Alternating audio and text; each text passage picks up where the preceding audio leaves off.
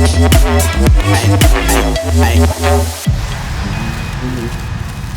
everyone, what's going on? Welcome to another episode of Sup Nerd on Air. I'm Ted, we've got Kim and What's Carlo up? over here on my right. And today we are talking about another RPG of sorts. Obviously, something has blown up on the internet. It's Baldur's Gate 3.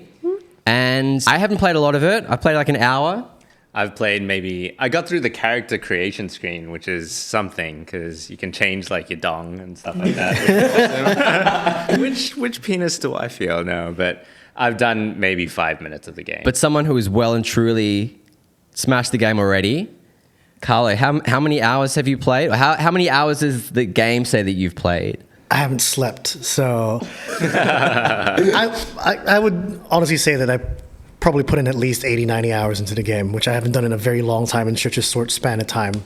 It's been quite a revelation, and I wasn't expecting, I was expecting the game to be fun, but I wasn't expecting to just want to no-life it nonstop. Right. So what we thought would be interesting is that we have Carlo teach Kim and I all the things that we should know for our first playthrough, because there's a lot to get into, and it's a very big game. Yeah. It's been developed for a long time and very different from other games out there. All right, let's start from the very beginning. Carlo, how would you explain Baldur's Gate 3 to someone who is not familiar with the game or the genre?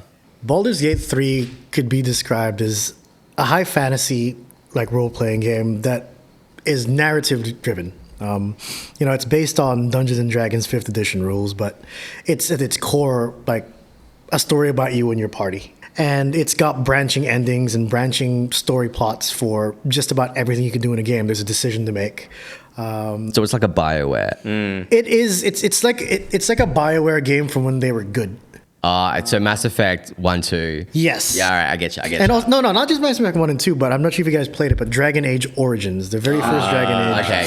Did you Dragon Age? I did not. So when I was playing Baldur's Gate 3, that's kind of the vibe I got from it, where it's like it is narratively driven, there's a good combat system, interesting lore, and because it's based on Forgotten Realms, it's on decades old world building, right?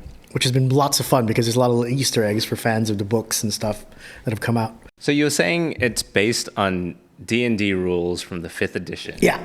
As a D&D noob, what does that entail? And how does it differ from 4th edition rules and things like that? So I'm not that well versed in actual D&D rules, but I played a lot of the D&D games starting from the Icewind Dale, Baldur's Gate 1 and 2, etc. My favorite's probably Neverwinter Nights, not 2, but the first one, and that was based off 3rd Ed, I think. It's still. I didn't even know that was D&D. Yeah. Jeez. Yeah. Okay. Because that must be licensed, right? Yes. Yeah. So they paid Wizards of the Coast to be able to use their IP. Yeah. Because that's a nasty. Because Baldur's Gate 3, who are the developers? Larian Studios. Yeah, Larian. So Larian didn't do Baldur's Gate 1 or 2, right? No. What they did most recently, and they're famous for at the moment, is Divinity Original Sin 1 and 2. Okay. Which are both also turn-based open world RPGs that are narrative driven. So they have the pedigree. They had the pedigree, and they showed through those two projects, both of which I actually kickstarted back in the day, that they're capable of pulling off something on this scale. Right. This time around, when Baldur's 3 got announced, I didn't bother pre-ordering. I didn't, because I was like, I'm not spending 3 years playing Act 1 and just, and having to wait. Just pining for the actual game. How do decisions in the game work? You're saying that you can do basically anything, and Baldur's Gate, at the moment, it's touted as, not only you being able to do things creatively, but how has the experience been? And for people like us who haven't dived in yet, what is it like to, decide on anything? I mean, deciding on stuff involves, one, how you want your character to play. Right. But also, the Dungeons and Dragons part of it comes in the conversations where, if you're trying to lie, you're trying to intimidate someone, you have to roll a dice for it. And they have a graphical representation of it. Oh, yeah. So you click and the dice will roll. Yeah. And, you've got either a 2, 3, 20 check. Right. And you can have a nat fail, which is 1, or you can nat 20. Yeah. And anything in between is just how D&D works, right? So if you don't want to save scum, which I mean, we play computer games, so people do. Of course you I didn't. I didn't. I avoided it through the first playthrough because I was just like, let's see what happens if I fuck this Nice. up. Right? Yeah. So that's a lot of the D&D part comes on that, and then the rest of it is in the combat systems and how when you attack, you roll a d20 against spell saves against armor class and all that, and then you also build your character based on sort of their abilities and feats and skill and spell system.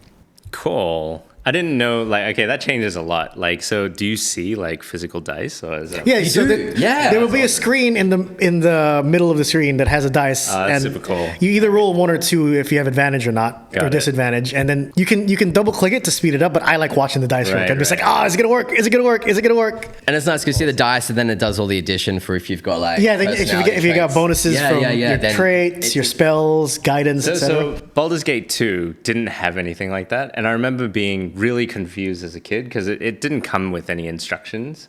Yeah, and that was a problem with back in the day, right? Because there weren't any graphical representation, and to be honest, I think we were all probably in our teens or early teens when those games came out. Yeah. With 98 for Baldur's Gate 1 and 2000, right? Yeah, And 2000 for Baldur's Gate. I was like 13 when Baldur's Gate 1 came out. exactly. I wasn't playing tabletop D&D. I dabbled a little bit later on, but it's all the systems are in the background, so you have no idea what's happening. Exactly. Why am I missing? exactly. What is Yeah.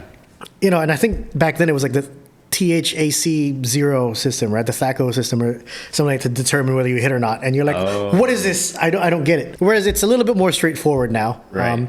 If you look at the combat log in BG3 and see what failed or succeeded, it'll show you what you rolled. You just have to kind of mouse over it. And then, like I said, in the conversations, you see the dice roll, right? Right, yeah. And it kind of invests you a lot more, even if something simple as that, because in other D&D games, even Neverwinter Nights, the roll would happen in the background and would just say whether you succeeded or not. Yep. And you're like, okay. But then mechanically, you don't understand what's going on. Yeah. So with the level of transparency, maybe it is they're trying to make it more transparent and open. Totally. And I love that. Yeah, because I'm how do you? As soon as you said that, how do you mean max? Exactly. But as soon as you said physical dice are rolled, it sort of, it clicked something in my head that would be really cool to be able to see You just click it and then it's it just rolls around for maybe 3 seconds and you're like, come on.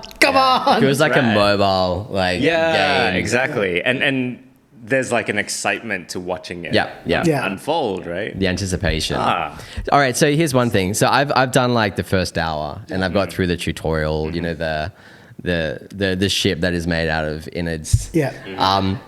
One thing that is kind of intimidating is the combat. Yeah. So at least because I just I can probably put this on my PC, which is a bit of an old beast. Yeah. But I was like, okay, I'll run this on PC.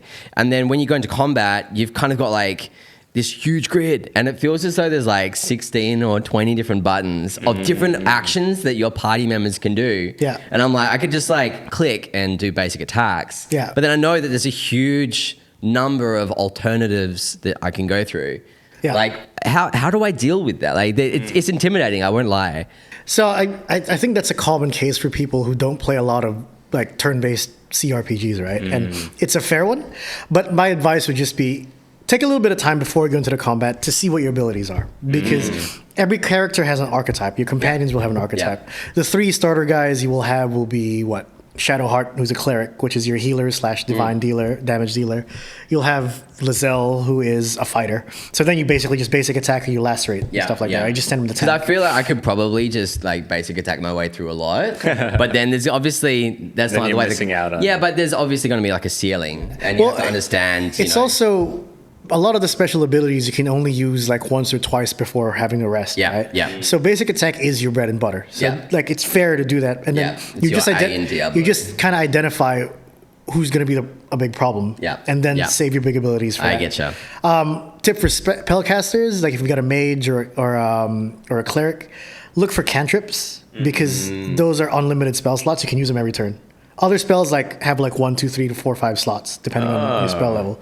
But cantrips, the simplest one is I think it's Flame Strike. Okay. Which is not a big fireball, but a single flame strike against one target. Right. You can cast that every turn. Okay. Don't be intimidated, and then just remember the rule of you can always reload when you die. That's true. Yeah. You can always start again. I think there's a reason they have an explorer mode and a tactician mode compared to the regular difficulty is.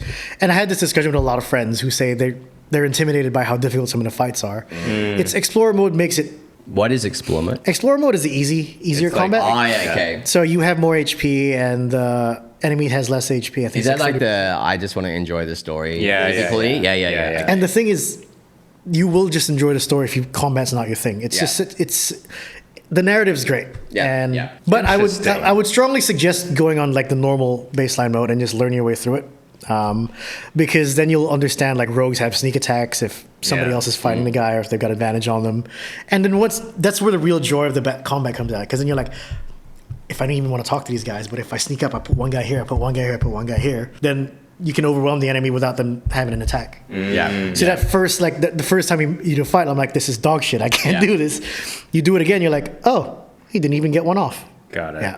It does seem like talking about the ability to like surround or do things that semi break the game. Yeah. Is it's very like authentic. It's to real part of the D&D. design. Yeah. Um, yeah. And what Larian did that was really good was, which came out of their Divinity original 1 and 2 games, is the environmental interactions, right? Yeah. If you throw a pitcher of water at somebody, then hit him with an electricity spell, it'll do extra to him because he's wet. It has that sandbox Yeah. kind of approach. Or Great.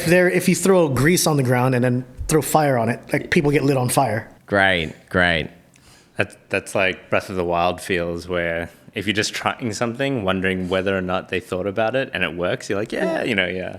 How good is the payoff when you see and experience things like that? Yeah. Because It's the best. obviously someone has been having fun behind the scenes making this thing. Yeah. That someone's going to try this. Because when you start seeing stuff, and once you got used to it, probably like maybe like 6-7 hours in, right? You get used to it. So you walk into an area and you're like, why the fuck is there grease here? Yeah. Something bad's gonna happen. yeah, So I yeah. should stay out Yeah. and like send maybe one guy in, and then lo and behold, like you walk in and then like you hit a trap and then suddenly there's an explosion, but then there's grease on the ground, and everybody dies. Yeah. So it gives you that heightened tension as well because you're paying attention to the environment. Yeah. Right. You're trying to figure out what's going on. Well, when you know the developer's kind of thinking at that level, Yeah. then you're like, okay, now I have to start thinking at that level too, because they're going to obviously play with that. It's a mechanic. But I feel like that education happens in an organic way as well. It's like it's not forced on you. So trial and error, you'll learn stuff. And my biggest piece of advice would be F5 is your friend. Which is Quick save. Like I quick save every 5 to 10 minutes That's hilarious. because because you just don't know what's around the corner. yeah. Like I've walked into like a random corner before and suddenly there's like a monster that's like 3 levels above me. I'm like, shit, what am I doing here? Run, come back later.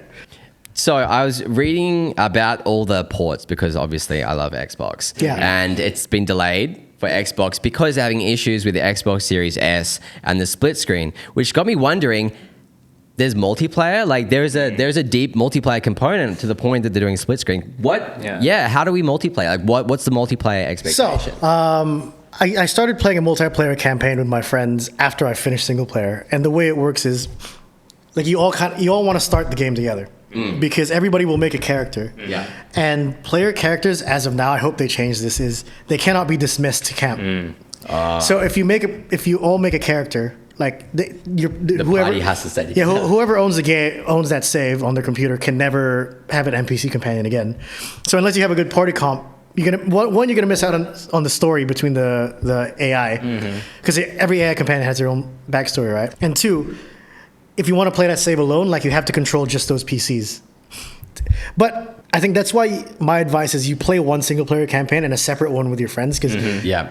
the only way I could describe BG3 multiplayer is like exuberant chaos because you don't have agency over what everybody does. Yeah. So if one of your friends is a lunatic Yeah. or doesn't think before picking fights, everybody gets dragged in and then you're like, Like someone Leroy Jenkins. This sounds like, are they trying to emulate the D&D experience then? yes. Like So the everybody tabletop? everybody has their own role in what they do. Yeah, that's really interesting because that makes me want to play it even more. Like, I'm sorry, as we were talking, I just realized, like, if you're able to do all of these things and play how you want, and then when you join your friends, like you said, they have no agency over you, and it's basically chaos because, well, you might have shitty friends, but like the idea or the concept of like D&D playing out like that on the tabletop is exactly what you expect, exactly what right? you So I'll give you 2 clear examles from the first 3 hours I played with my friends. Right. It's actually this was like the first 30 minutes maybe. One of our guys is a paladin. One of our guys is a fighter who's got a little bit of main character energy. I am the main character energy. You know who you are, Leo. One of the first encounters where you're supposed to like free one of the potential NPC companions. Right. You're supposed to talk to them, right? Right. He sees tieflings, so two people with horns, attacks them right away. And what we didn't realize what would happen is, as soon as he did that, because we didn't talk to him, he just attacked them innocent people. Our paladin's oath got broken, so he lost access to his shit. That's interesting. So then now we have to grind 1,000 gold to go pay to get his oath back. That's so Wow. And then the next part that I realized was the fun example is, so the conversations happen with whoever triggered them first. Yeah. And the rest of the party can vote on what they think is the right decision. Or if and while you're in Discord, you're talking about it. Right. But the guy who's making not democratic. No, but he doesn't have to listen. Yeah. So there were a few. So there were a few conversations where like, I'm not listening to you, man. Right. And like my other friends would do the same thing because you know one guy wants to be evil, one's kind of neutral. And you know our friend Marco is like a really really nice person in real life, so he can't make himself do bad things. So when we're voting on the bad stuff, he's like, nah, I can't do it, guys. He'll help. Not in my conscience. Yeah. So then again, that adds another layer of like, I don't know what's going to happen. Yeah. And I think the fact that I finished a single player campaign makes it even better because I'm just like, I know one branch of the story. Yeah. But like there's like 3 or 4 other branches we could go depending on how these lunatics play and how you play together. And it's great. And the developers said like a campaign with friends will probably take a year or more, but it's like, it's fine. Yeah. That's so cool. We just planned like one. Really does sound like it sounded like you're recounting a tabletop story. Yeah. It's like, oh, and then he broke the paladin's oath. Yeah. And then we had to go back and pay 1,000 gold. It's like, oh, we you're hated him doing for it. that. But there's no DM. You're just playing a game together. So, well, I mean, the narrative's set up so well that like it feels like there's a DM that's actually there messaging. Yeah. No, with it's you, like right? the narrative, like even, all right, again, first hour, but the presentation is really good. So the like, female voice narrator, acting, the narrator, and she's full DM. It's never overbearing because like she only ever says like maybe a max of 4 lines, right? Yeah. And then you're like, she sets the scene, and then you're in the convoy in the situation. But my suggestion would be play a single player. A separate single player and multiplayer, because then the single player you get to do the story of you. Multiplayer is it's just chaos, and it's magnificent. But It's a social chaos though. It's like, you know, there's the Mario where you can like do 4-player and you can literally just troll. Like you can go out of your way, and it's fine because you know there's always ways around it. But the idea of having like a shared social experience that is just chaos, I think a lot of people just enjoy it because you're in that sandbox. Yes, I mean at this point is like what I've started doing is like I record every one of the sessions, and then I'm doing like a super cut of all the all the fuck ups and all the funny little things that happen. And it's gonna take a year to do. It'll take you a year. It just another year to edit. No, it just entertains me as well. Exactly. And you've got like a little record of your campaign. Yeah. A lot of D&D. I mean, they've got it in their memories, but like being able to rewatch it. Yeah. But also, like, how many shared experiences do you have with friends in games that you'd be able to have something as unique as what? Because of so many branching storylines, and you know, the end game state will be very different based on your decisions, right? And I already know like the game I played is not going to look anything like this multiplayer game. There's apparently 13,000 endings or something like that. Like my cousin was just telling me, and I was like, "Is it really 13?" Like, I have no idea, dude. I think there's at least 3. Yeah, no, you'd be looking at the different permutations, and also it's there's 170 hours of in-game cutscenes and conversations that are all voiced and motion captured, right? Wow. Which is another thing that adds to the immersiveness of it, because I've realized that even an NPC that's alone in a corner, even if they have one line, it's voice acted and mocapped. And that's done all well, that's all they'll ever say, and they'll leave, and then you're like, that's kind of cool. So now I'm just like, let me just see what this person says. And sometimes they might just say, I hate you, you suck. And then they'll leave. Cool, but you're like this person hates me, why? It's the attention to detail. I think it means a lot. But even like, okay, so the scale of what I understand as well is like, so originally the save game had like, so they ended up, they turned off the file limit because they were like, so many people are making so many choices. To the point that now people are like getting 3 gigabytes worth of file saves. So it's like, are you running out of file space? It could be because you've made so many decisions. Interesting. Because there are so many choices that can be made within the game, which to me is like, wow, like if there's 3 gig worth of like my own choices as data, that's sick. And it can feel paralyzing if you let it. Yeah. But I think my advice would just roll with it and play. Yeah, I think I just need to throw And myself don't in. be and don't be ashamed to play in easy mode if some fights get too hard, because I play other games like on console in easy mode sometimes, right? Like Baldur's Gate, I'm playing on the hardest difficulty now because I figured out the systems. Yeah. But I remember Divinity Original Sin 2, some fights I was like, this is stupid. Like I'm going easy mode. Like I can't beat this fight, and then beat that, and then went back to normal and dealt with the rest of the game again, right? It's kind of I think that's a good way of putting it, because it does feel very intimidating. Like if you come from somewhere, even okay, so like Call of Duty, like on rails shooters, basically, right? It's a corridor. Like you know exactly what you have to do, and you have one button to get you all the way there, right? When you have a hammer, everything's a nail. Yeah. Whereas I feel like you do need that kind of that open mindset about what the developer is expecting from you as a gamer. Here's a toolbox. Here's a playground, have fun, right? I think it's one of the things that stood out is they really kind of just respect your intelligence as a player, even when it comes to character creation and stuff, right? I mean, I have a friend from Norway, Ivan, who hilariously has spent 6 hours in the character creation, because he's made like 8 different characters, but he doesn't know what to play because he's just like there's 12 classes, so many subclasses. What I do, I'm just like, bro, just pick one. Yeah. Just So like, he spent 6 hours creating a character. not one. Dude, that's like Tweaking those sliders. your friend Ivan is. But it's funny you say like respect from the developer, because it generally feels like online people are very thankful for the respect that the developers have shown the community. Yeah. And not just in terms of the polished release that this has come out. This is a AAA game, but fairly few bug releases, especially considering AAAs in the last year. But then also when it comes to things like monetization. Yeah. So what's the monetization strategy, Carlo? Buy the game. Interesting. Yeah, and then when can I expect to spend more money on the cosmetics and the battle pass? When? So there's no battle pass, and the only cosmetics I believe is if you pre-ordered just before the game launched, like you get like a cache of like 5 cosmetic items that don't really do anything. Yeah. Like there's like one cape that's a tribute to the Red Prince, a character from Original Sin too. Yeah. Okay. And then there's like a hat. Yeah. There's nothing that makes you more powerful. Yeah. So no pay to win. No pay to win at all, and then no pay for convenience as well. Yeah, that's a big thing. But otherwise, it sounds like a very packed AAA release. Yeah, and the With the thing money, is, like, it sounds like excellent value for money, I guess. it's not bug free, and they've already released 3 hot fixes. They released one last night, but had to pull it back because it was causing issues with saves. But they're identifying problems fast and communicating with the community, and addressing them. Yeah, responsively. Yeah. so it's one of those things where I feel like they had a 6-year development cycle. They were in early access for 3 years, but even with bugs, and especially in Act 3. It's a universally loved game because they don't treat you like a dumbass in terms of a consumer. And especially because the last big game I played before this was Diablo 4, where I burned out before Season 1. I touched Season 1 for 2 hours, and I was like, I don't care anymore. Like, this is stupid. It's unreal. Baldur's Gate 3, like, I finished one single-player playthrough, and I am now on a new one to make different choices and play with different party members. Yeah, exactly.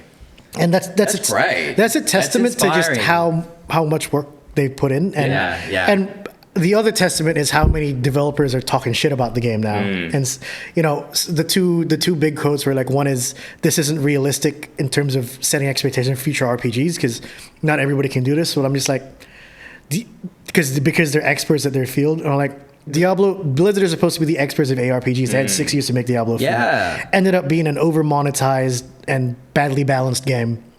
That was fun in the beginning. We all loved it, but then when you started to see past the grind, you're like, this is really dumb now. Like, yeah. It seems like that's a strange kind of quote to hating on someone for doing like a great weird job. Diss. Yeah. It's like, they can do that because they're good at it. It's like, well, So you're suggesting that perhaps you're not as Exactly. you're only. It's very underlining similar to competencies. what was it earlier this year? Was it this year when Elden Ring came out or last year? Last Wait, year. what? Last year. Last year. Ring, Elden Ring came out last year, like February, right? Yeah. When Elden Ring came out, like all of the people that made like Forbidden West, etc., like were all pissed off as well. They're like, why does this game with such a shitty UI that doesn't tell you what to do? Why does everybody love it so much? Yeah. It's because it's a game that respected you as a player, that you could figure out what was happening, yeah. and you could have fun in your own way. Yeah. Yeah, you were given like You were given the tools to have a good time. to make it. Well, so then when you go into a room that has grease on it, you're suspicious. Yeah. I mean, there's nothing more infuriating for me than going to like a first-person shooter. And you're like, okay, there's a red explosive barrel. I And shoot then the you shoot it barrel, and it doesn't and then I explode. shoot the vase on the table next to it, and it is like it does not do anything. Yeah. And it's this sense of I'm a gamer. I love this level of interactivity, and I love seeing developers respect that. So when you turn around and have a developer who is showing respect and saying, listen, I can see you more than just than a wallet that needs to be emptied. Yeah. People have a great time. Yep. Which is, very unsurprising, but And I think at its core, Baldur's Gate 3 is just a fun game made by people who love the genre.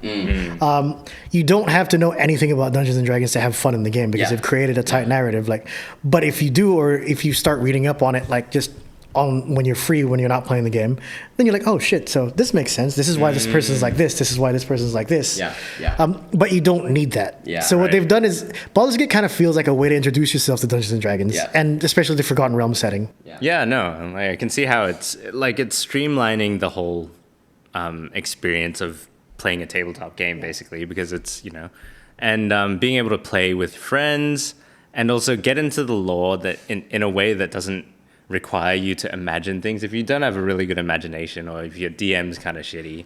Yeah. Having I a can good imagine. DM is Yeah, integral, exactly. right? Yeah. Of course. And now you They're have the a ones game that are that- world building. Yeah. And yeah. It's a very easy to access. I mean, I didn't even realize it was D&D until maybe like a month ago, and I started doing reading. I Yeah. just thought it was like a very deep RPG, and they're like, no, this is actually licensed. Yeah. So I think it's No, it's awesome. And also speaking of accessibility, you're excited, Kim, because Oh yeah. why is that? It's not only is it on like PC and Mac, but and I use a Mac for work, but I've also got like a tiny handheld PC. So being able to like kind of play across all of those things, and to me, because it was so narratively driven, I was like, this would be a great thing to play on the go, Yeah. like in bed or something. Yeah. But yeah, looking forward to that. Can't wait. Yeah. I'm gonna try. I've never thought of my Mac as a gaming machine, but I'm really excited to try it. Yeah, and I think at the end of the day, I just kind of hope that instead of people saying this shouldn't be the standard we set for AAAs, I mean, sure, I understand there's difficulties with making games of this scale. We're paying the same $70 for this game as Yeah. Exactly. True. $70 is $70. Diablo was like Diablo 4 was like $100, right? Yeah. Like, Yeah. and I don't feel like I got gypped. And and it's so big, and they've said that like they might not even make an expansion because there's issues with going past level 12. Even just from 1 to 12 is in like probably a minimum of a 60+ hour experience. Right. Is value for money that you won't get back. And I'm almost sure you'll want to play again, at least with friends. Because Yeah. you're like, I want to see the chaos that Carlo was talking about. Right. Yeah. Yeah. You did sell it well. Yeah. I'm stoked. Yeah. Use Carlos' discount coupon for. Like and One day. So yeah, thanks a lot, Carlo. You have shed a problem. lot of light. I know. On I'm like BG3. really looking forward to jumping in now. I mean, we could start our own campaign. Or that. Yeah. Actually, wait, one more thing. Like, Go on. because D&D nights required you to all be present. You know what I mean? Like, if you played like tabletop D&D, Yeah. everybody had to be there. If somebody wasn't there, it kind of messes things up. So that with Discord now is great. Yeah, So- and it's like if you allocated time to play I haven't allocated time to play a game for a really long time, but this seems like a game. Yeah, no. So I'll give you an example. Like I'm playing 2 multiplayer campaigns right now, right? And we're planning things like 1 to 2 weeks in advance. It's like, yeah, guys, that's awesome. okay, on Sunday the 26th, Yeah. 3 p.m. to 7 p.m. Parking yeah. time. Do not miss this. Yeah. No. Yeah. That's And rad. and that session I did last weekend, like at 7, everybody's like, okay, we gotta go. But we were like, okay. Yeah. But we started at 3, so we're happy. Yeah. No, that's awesome. We just need we just need a 4th. Yeah. Hey. Or recruit someone. Or we could technically start with 3 because you can control one of the NPCs, and then like somebody could jump in later if they want. Yeah. But I'd play a 3rd campaign. I don't Right. care. I mean that's It's a fun. big testament to Yeah. the level of replayability. Yeah. I mean it's an RPG, but it sounds like the scope is there. yeah. Cool. All right, so that pretty much wraps us up for today. Thanks a lot for tuning in. If you have any thoughts or ideas about BG3, if you've played it, do let us know. If you've got any more tips for us, let us know too. Make sure, of course, to like and subscribe and ring the notification bell. This has been Kim See ya. and Carlo. Right. Cheers, nerds. See you next time.